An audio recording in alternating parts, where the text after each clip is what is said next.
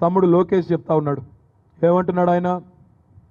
మాకు అవకాశం ఇవ్వండి, కేంద్ర ప్రభుత్వంలో మేము ఉన్నాం, మేము తీసుకొని వస్తాం డబ్బులు కేంద్రం నుంచి, హైదరాబాద్ను డెవలప్ చేస్తామని చెప్తున్నాడు. నేను అడుగుతా ఉన్నా తమ్ముడిని, మొన్ననే అమరావతి కొత్త పట్టణం శంకుస్థాపనకి కేసీఆర్ గారిని పిలిచినారు, నరేంద్ర మోడీ గారిని కూడా పిలిచినారు. కేసీఆర్ గారు పోయి శుభాకాంక్షలు చెప్పినారు.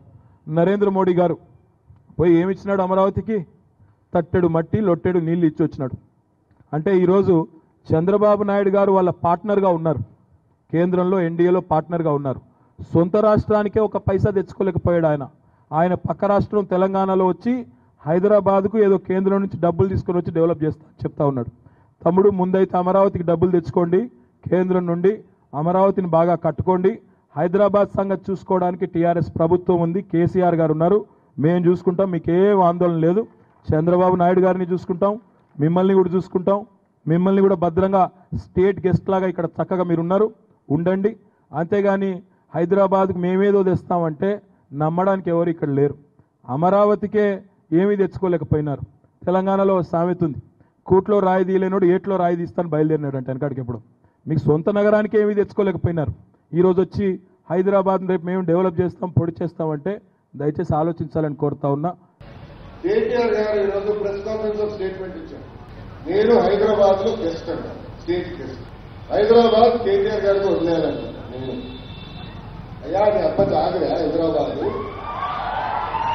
32 సంవత్సరాలుగా పుట్టి పెరిగిన హైదరాబాద్కి నేను నీలాగా వేరే జిల్లాకి వెళ్ళి చదువుకోదా.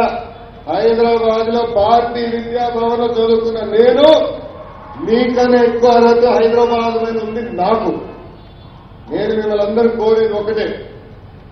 మొన్నటి వరకు ఏమన్నారు వాళ్ళు?